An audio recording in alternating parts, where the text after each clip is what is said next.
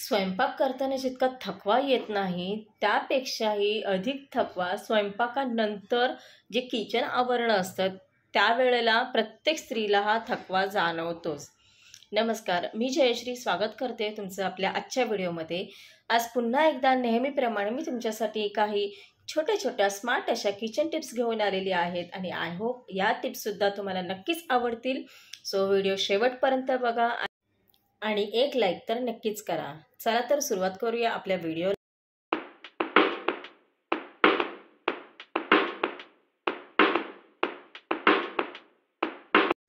बऱ्याचदा चपाती करून झाल्यानंतर आपलं थोडंसं का होईना पीठ हे उरतं आणि ते आपण फ्रीजमध्ये ठेवतो आणि ते पीठ जेव्हा आपण संध्याकाळी जेव्हा सकाळी पीठ ठेवलं असेल तर संध्याकाळी जर आपण वापरत असू तर त्यावेळेला त्याच्यावरती थोडंसं असं का होईना काळपटपणा येतो पिठावरती.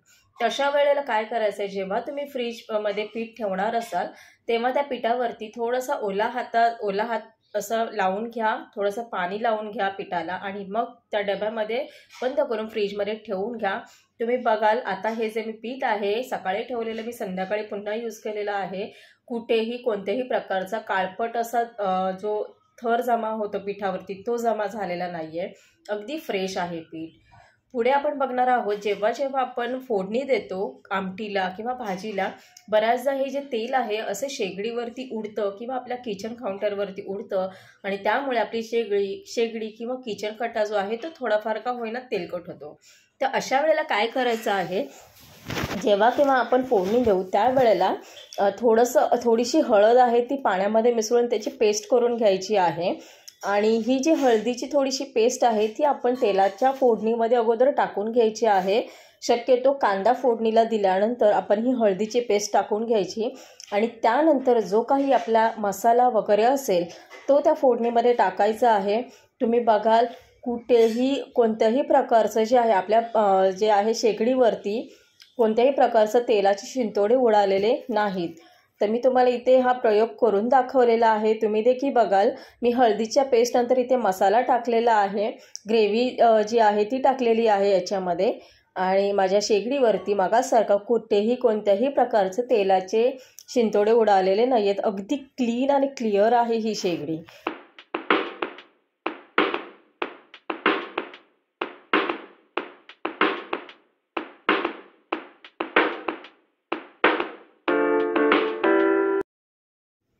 जेव्हा जेव्हा आपण टोमॅटोची प्युरी किंवा टोमॅटो घालून मसाला जर आपण मिक्सरला लावत असू तर तुम्ही बघाल त्याला असा लालसर कलर येत नाही.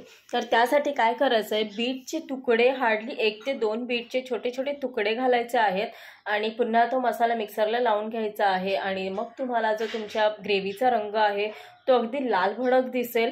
कारण याच्यामुळे काय होईल, जर तुमची मसाला किंवा टोमॅटो प्युरी जर लाल भडक नसेल तर तुमच्या जी काही तुमची आमटी भाजी असेल त्यालासुद्धा तो रंग चढत नाही.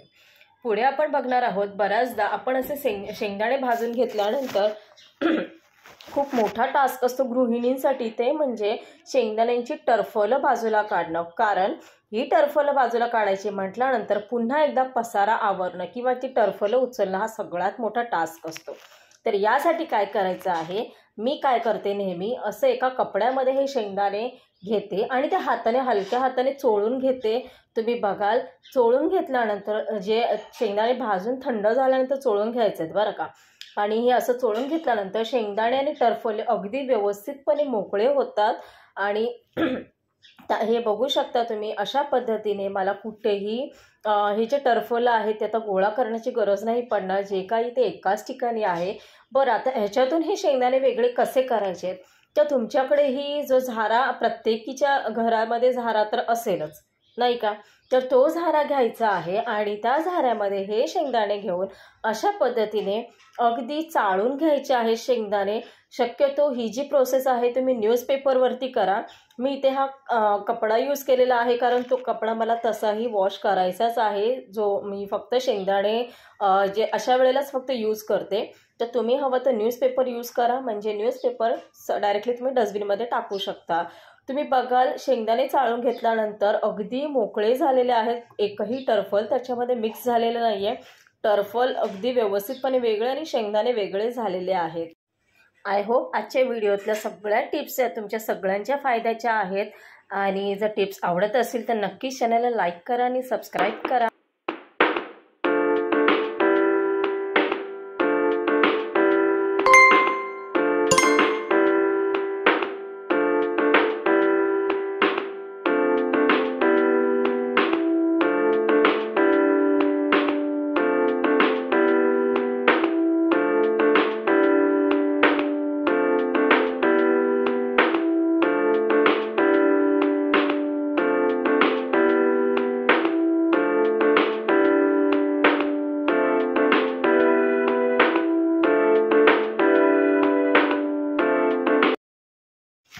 जेव्हा केव्हा मी किचनमध्ये स्वयंपाक करते तेव्हा जेव्हा कटिंग चॉपिंगचं काम असतं तेव्हा आवर्जून मी माझ्यासोबत किचन जे चॉपिंग बोर्ड आहे त्याच्याच बाजूला न्यूजपेपर किंवा अशी एक प्लास्टिकची जी आपली भाजीपाल्याची पिशवी असते ती रिकामी पिशवी घेते, जेणेकरून जो काही कचरा असेल किंवा खरकटं वगैरे असेल त्या पिशवीमध्ये मी त्याच वेळेला काढून घेते.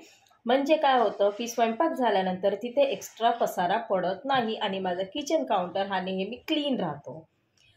तसंच आपण पुढची टीप बघणार आहोत. जेव्हा आपण पुरी, पापड किंवा भजी वगैरे तळतो तर ऑब्व्हियस आहे तुम्ही सगळ्याच जणी टिश्यू पेपरवरतीच काढत असाल नाही का? तर त्यावेळेला आपण पुरी किंवा पापड हे सगळं घेऊन काढून झाल्यानंतर हे टिश्यू पेपर तुम्ही काय करता बरं? जर टाकून देत असाल तर इथून पुढे टाकू नका. ते जे टिश्यू पेपर आहेत भले तेलकट झालेलेच आपल्याला हवे आहेत, पण हे जे टिश्यू पेपर आहेत एका एअरटाईट कंटेनरमध्ये जपून ठेवा, कारण याचा उपयोगसुद्धा आहे तो आता मी तुम्हाला सांगते. जर तुमच्याकडे अशा पद्धतीचे लोखंडी कढई, तवे वगैरे हे काही भांडे असतील तर ते भांडे स्वच्छ धुवून घासून घेतल्यानंतर त्या भांड्याला अशा पद्धतीने हे जे काही तेलकट आपले टिश्यू पेपर आहेत ते ग्रीस करून घ्यायचे, पुसून घ्यायचे, जेणेकरून ही आपली लोखंडी भांडी गंजणार नाहीत. आय होप आजचा व्हिडिओ तुम्ही सगळ्यांनी खूप मस्त एन्जॉय केला असाल. भेटूया आपण पुढच्या व्हिडिओमध्ये. तोपर्यंत टेक केअर. बाय.